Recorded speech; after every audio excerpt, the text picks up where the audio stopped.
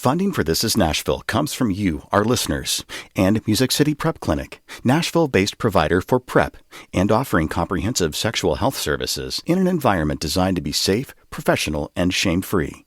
Learn more at musiccityprep.org. I'm Blake Farmer, and this is Nashville.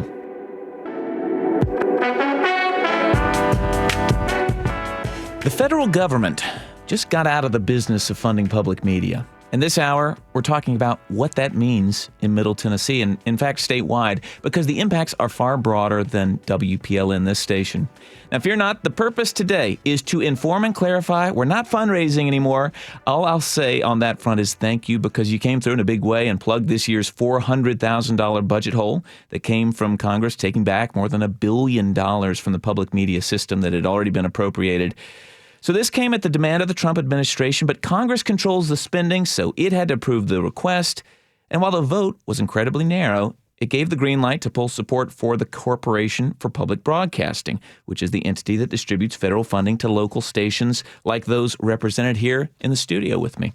So joining us now to talk about the CPB, as we call it, the details of the clawback and the effect it will have on local public radio and TV are Val Hepner, Executive Director of WMOT 89.5 FM. Welcome. Thank you for having me. We've also got Becky Magura, President and CEO of WNPT, also known as Nashville PBS. Welcome. Thank you. And, I got to call on my boss, really, Mac Linebaugh, Vice President of Audience and Content for WPLN. Thanks, Blake. Yeah. So it's also Thursday. Your turn to talk. We're taking your calls. You're welcome to get in the queue if you like, though it will be just a bit before we start bringing folks in on the phones. The number is 615-760-2000. You can also see us if you want to watch this conversation at youtube.com/@WPLN. It's also being streamed, I believe, Becky, on the NPT YouTube page. That's right. Well, Shane Burkeen is here. He's making it happen. Well, thank you, Shane, for listen. We're everywhere today.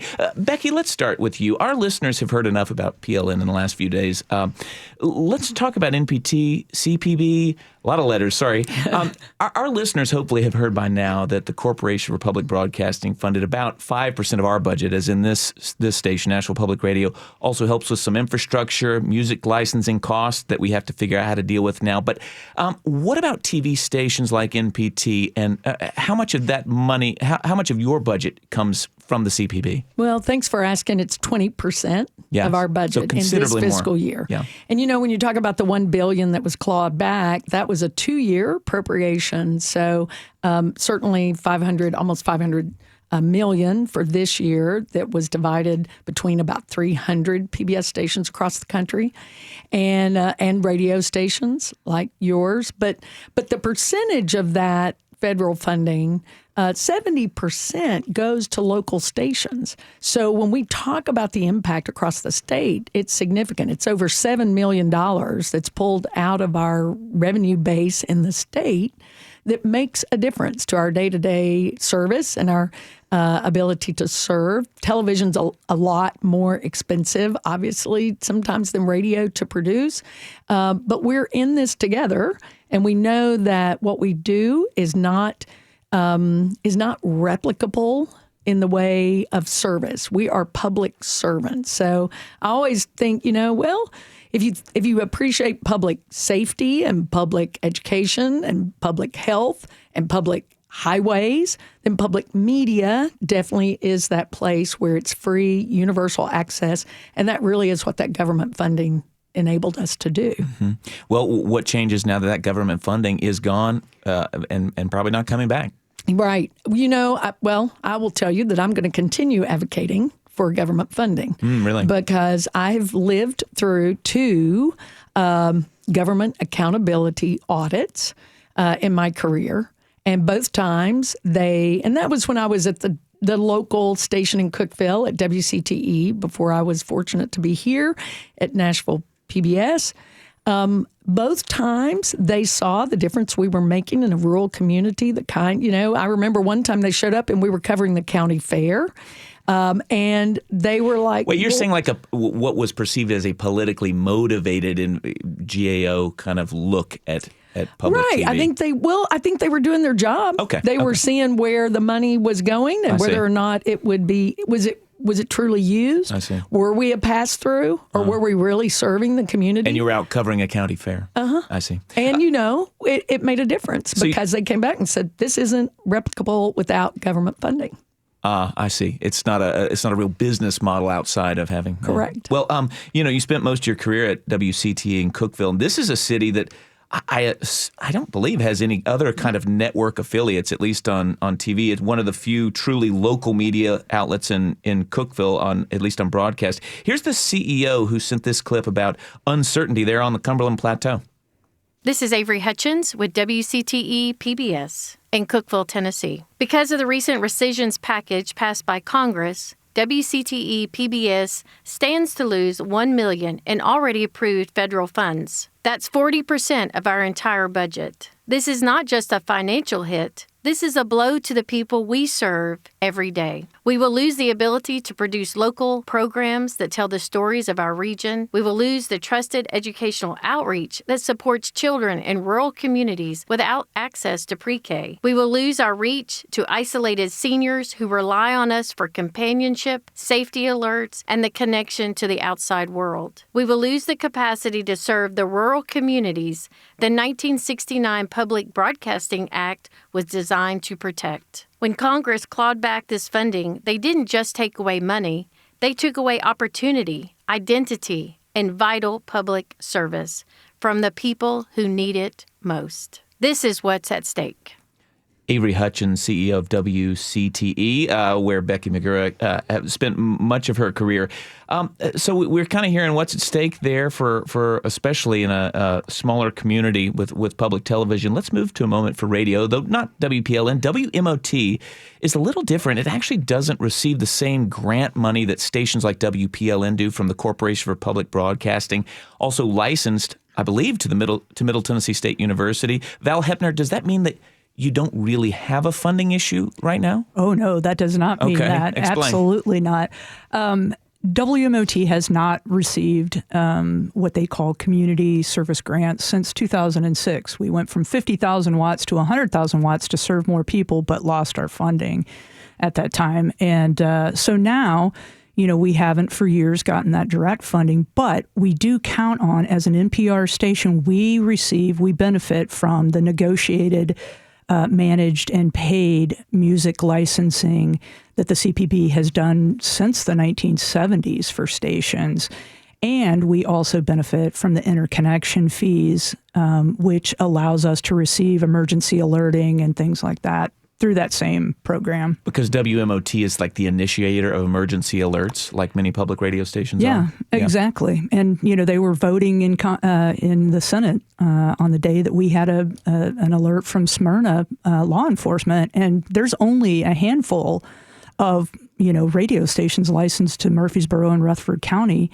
We're the only ones that alerted to a shelter-in-place alert because there was an active shooter in Smyrna. Well, and this is just the kind of thing that we're talking about on air when we reference the uncertainty that lies ahead, because those things, I think you really don't know how much they cost, right? The music licensing, you don't know how much it's worth that the CPB's been doing this for you. Correct. We have estimates what it would cost to do it now as an individual station. That's about $200,000 a year for WMOT. I have no ability to judge what an interconnection, system would look like for us. Right. You're saying for emergency alerts. Correct, yeah. And it doesn't quite sound like something that a private nonprofit would be doing. Yeah. Well, I guess I'll save my toughest questions for Mac Linebaugh, the boss. But, bring it. All right. So WPLN lost 5% of our budget overnight when Congress voted last week. Then, in 3 days, listeners raised all that money back. Is this crisis averted? Yeah, let's just end the show right there. Okay, you know what? It is. Let me just first say it's an incredible feeling. We had a newsroom meeting earlier today that almost felt like a therapy session, because it has been, sort of seeing this kind of come down the pike has felt a little bit like a siege situation. And, our criminal justice reporter yesterday, Paige Flager, was on the air and just kind of talking about the place of journalism in our society, and how in the Superman story, Superman was a journalist, and that's the way that that America used to think of journalists, and how that's changed in these ways, and all of these people calling in with their support and donating has really just given us a lift in our step, and it is a huge important thing. I mean, financially, it definitely gives us a runway to as we pivot to address everything that's coming next. But I just also want to really emphasize, things that Val and Becky are bringing up, because we're really part of an ecosystem. And what I think is really hard for any of us to predict, because none of us have ever had to see it, was like what actually happens when different, you might have like these, especially stations bigger than us, like the WNYCs or Minnesota Public Radio, who are able to sort of really kind of continue to thrive. But what does it mean for the whole system if smaller stations that serve rural areas are no longer able to do so, or if we collectively as an ecosystem become less able to serve the entire American public, which is kind of what our mandate is to do. So I think there's a lot of unknowns. Well, and I was thinking this morning that, there's obviously healthy nonprofit journalism out there. And I was thinking, well, this has almost been what has made public media different than just a nonprofit journalism outlet. There's like also the public safety components that the roles that are played, and sort of some obligation that you have by receiving, even if it's a small part of your budget. What does that look like to you going in the future if the CPB essentially ceases to exist? What is the public media network? What is the public media network? Well, I definitely feel like we have heard from our community that Nashville wants us to exist. And I understand that this is happening across the country. Yeah. I am with Becky. I think that there is a very strong case to be made for this funding to exist in the future. I mean, we have to sort of recognize that what has happened here is the clawing back of 2 years of appropriated funding. There have been other things that have been introduced, other legislation. Budgeting will continue to happen in Congress. And I think that advocacy is really important work, because I'm one who does make an argument for the case for the Corporation for Public Broadcasting. But I think there is a path forward, even if it doesn't exist, based on this community support, based on exploring greater philanthropy in our community. And I believe that we need to have some kind of unifying entity that sort of connects us all, right? Like the Corporation for Public Broadcasting has done. If you're just joining us, I'm Blake Farmer. This is Nashville, and we're actually kind of talking about ourselves in public media on today's show. Becky McGurra from Nashville PBS, I'm interested. I saw this quote from Vivian Schiller, just sort of in the response to the rescinded funding, former CEO of NPR, who was basically, and she said something like this before, that I believed that mixing journalism and federal funding is just a recipe for disaster. So in many ways, I think this is an opportunity for a reset, that the CPB, which is a very bureaucratic organization and still is today, doling out money, will go away, but let's reset. Let's come up with a new governance structure. Let's get support for those rural stations from the communities, from philanthropies, and find other ways to support them. Do you resonate with any of that? I think that is one thought. Truthfully. Yeah. And I'm not saying it's not a legitimate thought, but I think any of us who work closely with the Corporation for Public Broadcasting know it is not that kind of bureaucratic. They really are invested in local stations. There are 6 PBS stations in the state, and we are interconnected by a fiber link on the backbone of rural telephone cooperatives. And CPB made that happen. If we hadn't had CPB, we couldn't have done that. And so for over 20 years, we've been able to provide the state legislature gavel-to-gavel coverage. And I think that alone is, we are an organization, we are community institutions, all of us, that have been here serving literally for decades. And I think, truthfully, that yes, we have strength in the public. The public will come through and support us. But there are communities that do not have the capacity. So where I differ with that is I think the support, when people think of PBS and NPR, I always say to them, well, what about your local station? You know, Blake, I remember when I was at WCTE and you came and did from WPLN stories on rural health when those community hospitals were shutting down. I remember when you did a story on shape note singing. I, being one of the folks who got Bluegrass Underground started with Todd Mayo and Todd Jarrell, remember how much WMOT meant to Americana music. Nashville PBS has been here for over 6 decades, committed to local productions. Tennessee Crossroads alone is the #1 PBS locally produced show in the country. Is that right? It is in the country. Well, and so what that does for tourism for our region is significant. Yeah.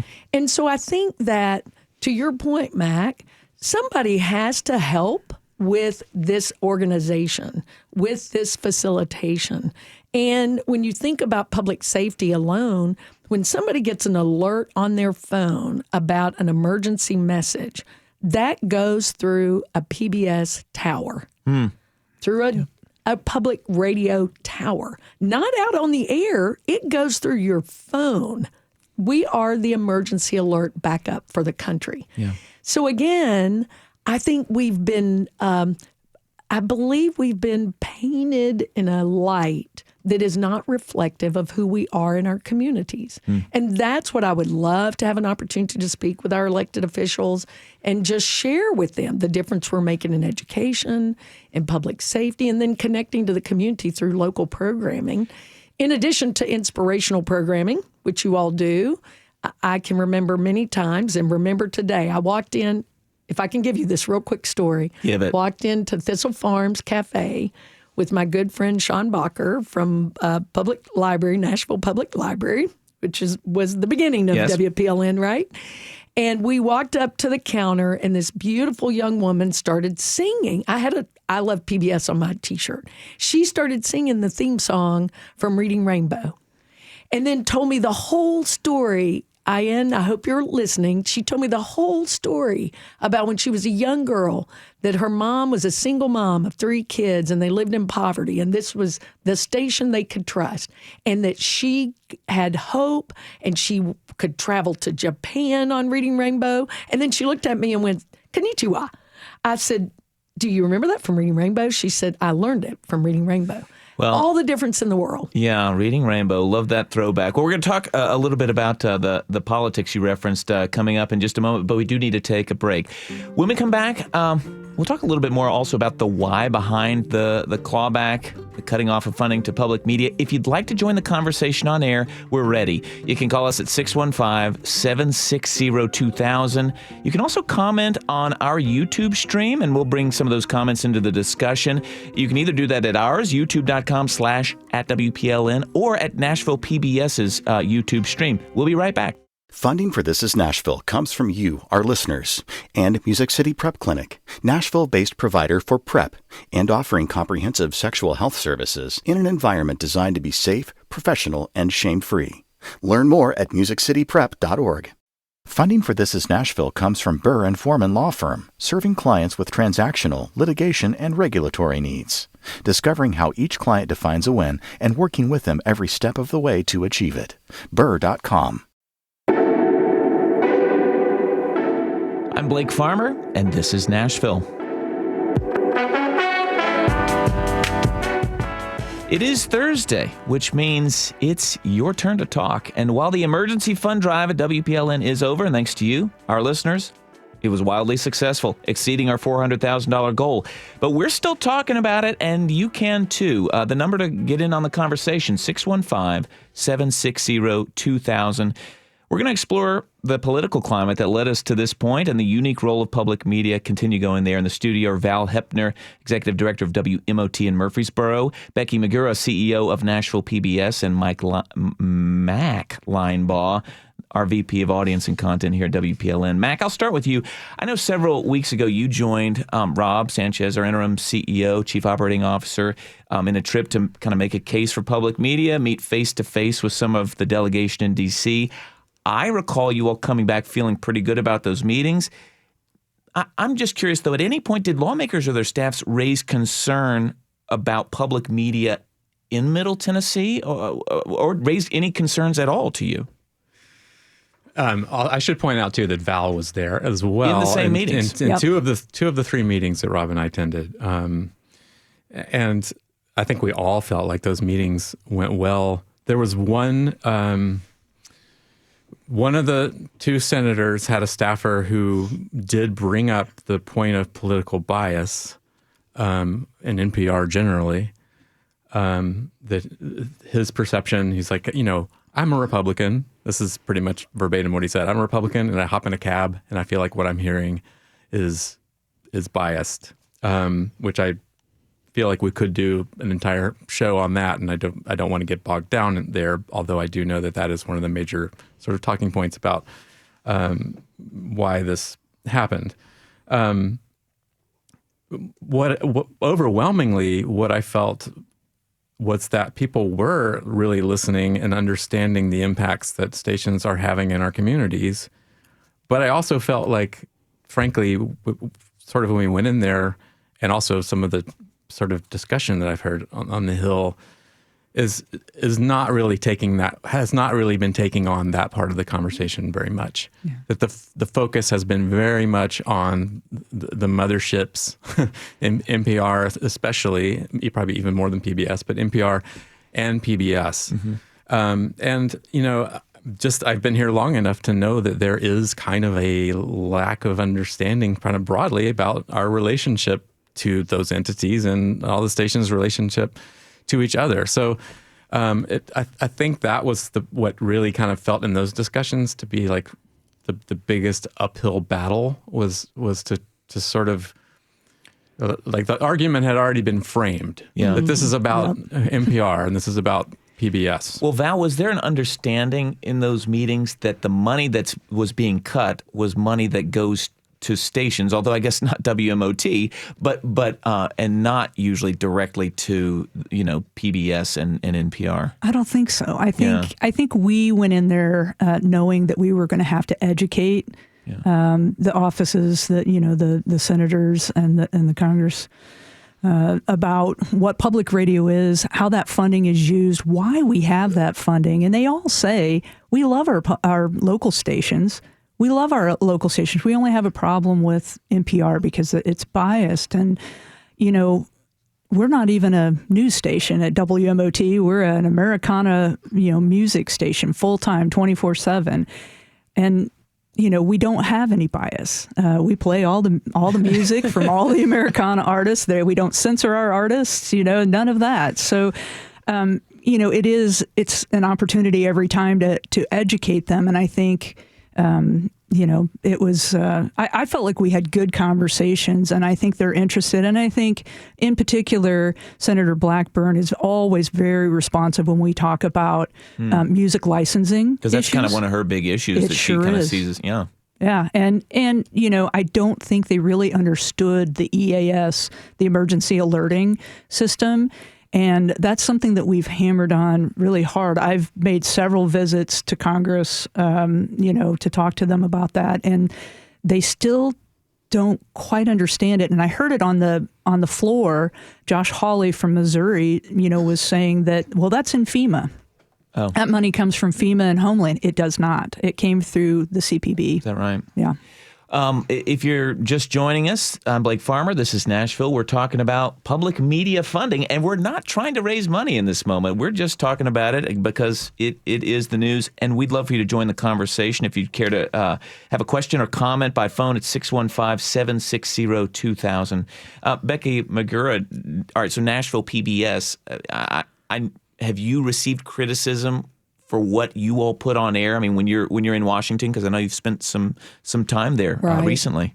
Well, we do, again, to your point about, there's a lot of national narrative around PBS and also NPR.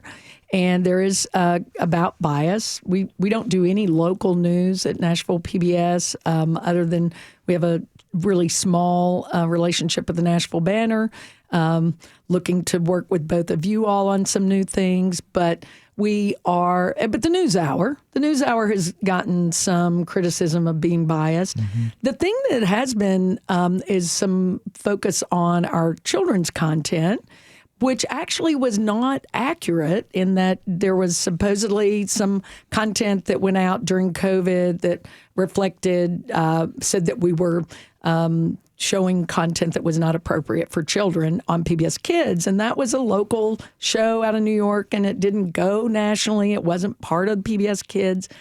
But trying to get that back, trying to get that narrative and sharing the importance of children's content, and 50% of children in the state and across the country do not have access to preschool. So when you hear that they do access PBS Kids as their primary source of educational, non-commercial content that helps them learn and be prepared for school, that's huge, and that's a huge part of what we do. So congratulations on your fund drive. That is fantastic, and I know WMOT is doing the same. We're coming up on ours. We're doing an aggressive email campaign right now, and we're hearing a lot from a lot of our already members who are increasing their memberships, but also just the general public.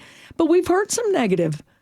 Who want to attach what we do to that national narrative. And if they'll give me an opportunity to explain, then we have that. And I've been recording some spots to try to explain that. But it's a challenge. Well, and I can see why it would be tough to explain, because you kind of have to say, well, here's how the system works. It's not like it all comes down from on high.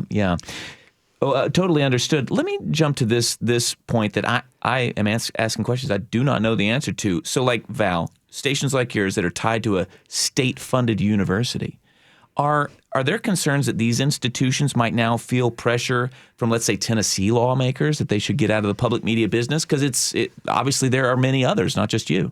I mean, of course, that's a concern. I will tell you that Sidney McPhee, the president of Middle Tennessee State University, is incredibly supportive of WMOT for many reasons. One, because it's such a great outreach to the community, but two, we're training the next generation of media professionals there. We, at all times, have a dozen paid, I want to say that again, paid interns that are doing everything from radio producing to programming our jazz channel to video and things like that. So we're a real resource to the university and vice versa. And, we get, the university pays for 5 full-time employees for WMOT, and that's pretty much the contribution.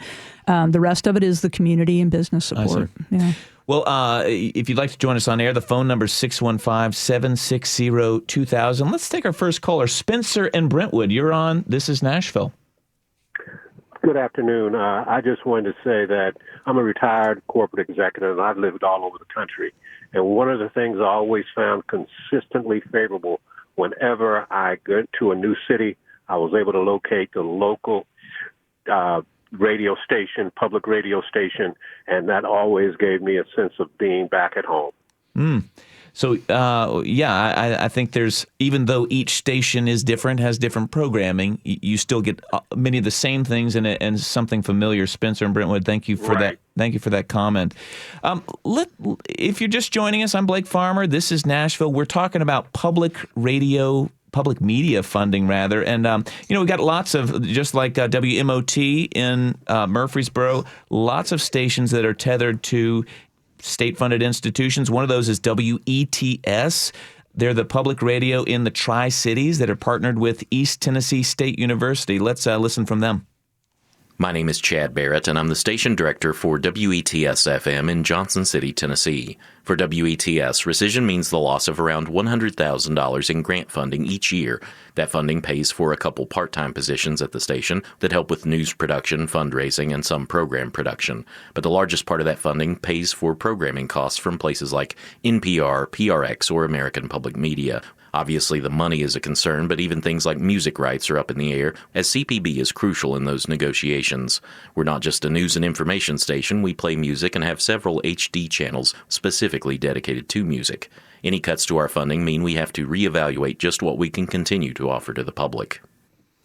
And thank you from Johnson City. That's WETS, Chad Barrett, who leads the station there. I think folks can understand why, like maybe a more rural community would have difficulty fully supporting their own public media outlet. But this is kind of a question for all of us in the room. How do you respond to people who say, public media should be self-sustaining, should not be federally funded? Val?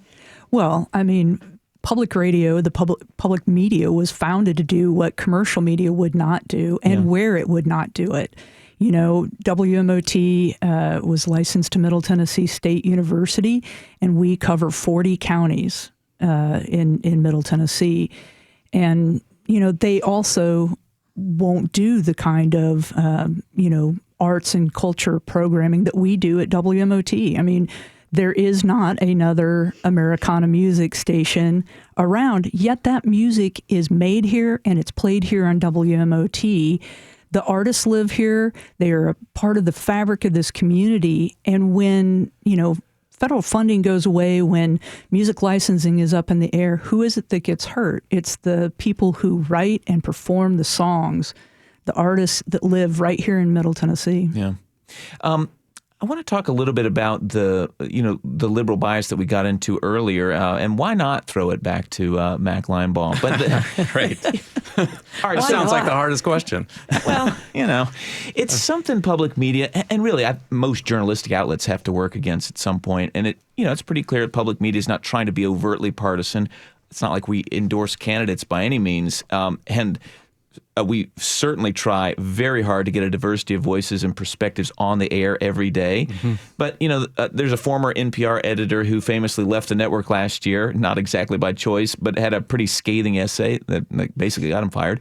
But for instance, he wrote, so the network, he wrote that the network ignored the Hunter Biden laptop story because it might help Trump, as well as the COVID virus origin story connected to Wuhan, China. And when this clawback was approved, he suggested that instead of taking criticism to heart, NPR kind of doubled down on what he called an agenda-driven journalism. Mm-hmm. I think people, even who are listening this hour, may have a new appreciation for the difference between NPR in Washington and let's say our local stations, hundreds of stations. But how do you handle listeners who, send you an email making this kind of claim? Yeah. Well, for one thing, I think it's good when you're getting them from both sides of the aisle, which I want to point out that we do get them from both sides of the aisle. I mean, we do hear from people who I think want or expect us to take a sort of liberal advocacy position, which is also something that we will not do. It is hard for me to speak to NPR's editorial process. I of course read the piece by Uri Berliner. I also read Steve Inskeep's marvelous response to it. I also can understand why this perception exists. Sometimes I feel like what I hear myself in NPR coverage is almost like a sort of urbane perspective from that's like a criticism that you hear, that it's like this sort of coastal perspective that is out of touch with America. But I will also say at the same time, when I was with Val in DC doing that advocacy, it was part of some meetings at NPR. And what I really heard there was just how much NPR also hears that, how much they also soul search about it. And they have just in the last 2 years have added through some grant money that they received, actually, several editorial positions to add this extra layer of scrutiny over their news. This is something that they think about every day. And, and to me, when I look at the media landscape and I think about what you see in just commercial media, and I feel like what public media has been able to do is kind of go into this, fill this role that at least in my imagination, is kind of like what the sort of Walter Cronkites of the world did. Like when we all sort of agreed on the same set of facts. Because I believe in my bones that I know that NPR and Nashville Public Radio take facts very seriously. Yeah. Well, and I'm just going to add to that because I heard from the NPR ombudsman who reaches out to the public, answers to the public, that there were many times on those stories where they reached out to the administration or Congress like 300 times for being on air and then they would not. So I think we also have to tell our stories about how we're putting journalism together, how we're creating journalism so that people can be aware. And we don't have that because but I will tell you, if I get a comment from a viewer that says PBS NewsHour is biased, I ask them, what piece is it? Help me understand. What did you feel was biased? And I will write PBS and I will write PBS NewsHour, which I do, because we're not a network. This is not a top-down, push-down. We're members of these organizations. I know NPR creates content. PBS does not create content. It is all locally produced. Now, a lot of it's produced out of Boston and New York and Washington, but also Nashville has had a number of local shows go national. And so I think that we don't have to throw the baby out with the bathwater, really. We can address the concerns that Congress has. We can address the concerns our constituents have that we're serving without destroying the system that is precious to serving our Middle Tennessee area. Well, thank you. We need to take a break, but Becky Magura, Val Hepner, Mac Linebaugh, thank you for fielding our questions about the future of public media in Tennessee. When we come back, Ken Paulson of the Free Speech Center at MTSU is going to help put this moment in some historical context, broaden this discussion a bit to consider what kinds of public funding for information, ideas, and education is at stake. And we'll take more of your calls, 615-760-2000 to join us on air. You can make your comment on the video stream at youtube.com/@WPLN. And yes, enjoy this music while you're at it. Stay with us. I can go anywhere. Friends to know and ways to grow. A reading rainbow. I can be anything. Take a look. It's in a book. A reading rainbow.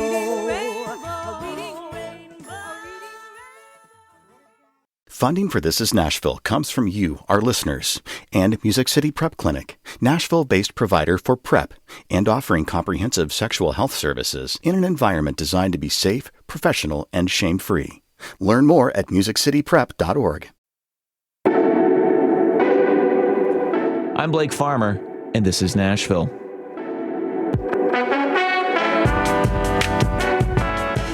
We're still talking about how Congress took back money from public media last week. Now, the emergency fund drive at WPLN is over after raising more than enough to plug the $400,000 budget hole that was left from this clawback. But then there's next year and the next, and other stations that are even more dependent on federal money than we are. Public media is hardly the only institution also that promotes the free flow of news, information, ideas, education, and that has also been threatened with funding cuts. So to help us kind of sort through some of these questions and, maybe not have answers to every question raised by the funding of public media, or public media's defunding rather, is Ken Paulson. He's director of the Free Speech Center at MTSU, former editor-in-chief of USA Today. Welcome back to This Is Nashville. I think you've been on the show, right? I sure have. It's good to talk to you. I have not been on the show forever, but others precede me. If you would like to join this conversation, by the way, with a comment or a question, the number is 615-760-2000. You can also leave a comment on the video streams, which are on the Nashville PBS YouTube page or the WPLN YouTube page. So there have been efforts to diminish public media over the last 35 years, Ken. Is this moment really all that unprecedented? The collective moment in American society is unprecedented. In fact, the closest parallel to this would be the Joseph McCarthy era and the Red Scare era, if you will, in which concern about socialists, really, and communists, led to attacks on artists and authors and universities and journalists. And we're seeing parallels we have never seen otherwise. What is unique about the moment we're in right now is there is an absolute war on ideas. There is an effort to use government machinery at the federal, state, local levels to limit access to ideas with which those who are proposing the cutbacks or the limits they disagree with. So that's why we're seeing unprecedented levels of book banning and unprecedented pressure on academics and what's taught in a classroom. It is actually stunning to me. I've done First Amendment advocacy work, educational work, since 1997 with my good friend John Siegenthaler. And at the time I was asked, what's the greatest threat to the First Amendment? And I would say complacency. No one seems to know what the First Amendment says. And if a threat comes along, will we recognize it? Well, it turns out no, apparently not, because at this moment, we're seeing more pressure on ideas than ever before. And that includes public radio and television. Yeah. Well, it's hardly the first time public media's, had Congress question whether it should be in the business of funding at any level anymore. Nina Cardona, our morning host, who also hosts the Nash Villager podcast, has a great history of that going back several decades. I think it was in Tuesday's episode of the Nash Villager podcast. I highly recommend it. It's like in 5 or 6 minutes, you get caught up on several decades of history we're referencing here, but we'll leave a link in today's show at thisisnashville.org. So, how do you interpret the Trump administration's beef with the CPB? Well, I think by and large, we are seeing a period in American history where there's an intolerance of dissent or pushback or challenging those in authority. And that is a driving principle of the Trump administration, admit nothing and counterattack. But what I think is missed in this whole discussion is the very birth of CPB. And, back in 1961, Newton Minow, the head of the FCC, said, spend the day watching television and you will discover it is worthless. It is a vast wasteland. And now our country every day is ingesting this stuff and it's not good for us. What we need is to make sure there's a marketplace of ideas out there. We want it local. We want it national. We want substance every day out there. And that led to what became PBS and NPR. And so smaller communities could have television and radio access that reflected those communities. And you would have people doing substantive content each and every day. And, we could discuss the relative liberal nature of PBS and NPR. I think it's overstated. But what is clear to anybody, you spend that day with NPR, you spend that day with PBS, you are smarter at the end of the day. Your pulse is not racing and you have learned things. You've seen documentaries, you've seen insightful content. And that is what Newton Minow had in mind. Now, today, the administration and others who are trying to limit funding say, well, the media world has changed. Well, yeah, it has, but it hasn't gotten better. It's not just local. It's not just television that's a wasteland. That is everywhere. And just go to the internet and spend a day, and your ability to speak will be impaired. It's just not nonsense all day, some of which you can trust. What public radio and public television have always offered is insightful, substantive content that fulfilled the promise of the Founding Fathers that if we made speech free, we would all benefit and become more knowledgeable. Well, you're inspiring us on this very program that is produced by a public radio station. Do you see the defunding of public media, or maybe how do you see it fitting in with other threats to freedom of the press that we've certainly seen with the Trump administration? Are they one and the same? Well, they're absolutely linked. Mm-hmm. It has to do with, I don't want to, compare the current president to a totalitarian or authority. It is so hard in the current moment to assess a presidency. But let me just say this: there is an intolerance for criticism, and what we are seeing is those organizations, corporate organizations that own media, have a financial stake independent of their journalistic integrity. So we are seeing lawsuits, frivolous, insane lawsuits. You're talking about the CBS settlement, ABC, CBS, Paramount. I've worked in media law for a long time, almost 30 years. I'm a lawyer. There's no way that Trump wins any of those. Not a prayer, not a chance. And yet they're giving him millions of dollars for his library. Why? Because the president has other leverage. So think about that. If corporate organizations that run media are going to sell their soul and make payoffs, we need public radio and television that are really only dependent for that stipend they get from the federal government and state governments. But they are independent. And if the new funding model is found, President Trump may find that he's created something he regrets because we're going to have exceptionally vibrant media asking the tough questions, reporting the stories in their entirety. And I do believe in public media, and I think it has a bright future after some choppy waters. Well, you've been in the business of trying to pull together a network, right? I mean, that's what USA Today was, right, a network of newspapers. What does make that complicated without some sort of government-funded entity like the Corporation for Public Broadcasting sitting at the center? Well, it's complicated only in that there's a diversity of resources and diversity of locations. And, but then again, public radio and public television, they are not monoliths. Mm-hmm. I was actually chair of a committee in 2012, PBS Standards Committee, and I was impressed with the way that center actually just tries to instill values of integrity, but that the independence of individual markets remained. I think in the aggregate, the challenge that any organization that reports news today has is that people aren't paying attention. People often talk about now in these polarized times how hard it is for us to have meaningful conversations from both sides of the aisle. Well, that's twofold. One is people are less eager to hear the other side, but the other is we collectively don't know much. We have the least informed country, perhaps, since the invention of mass media. We watch different things. We jump into different conspiracy theories, and we hold on to them for dear life. Obviously, not everybody, and very few people who are listening to this right now.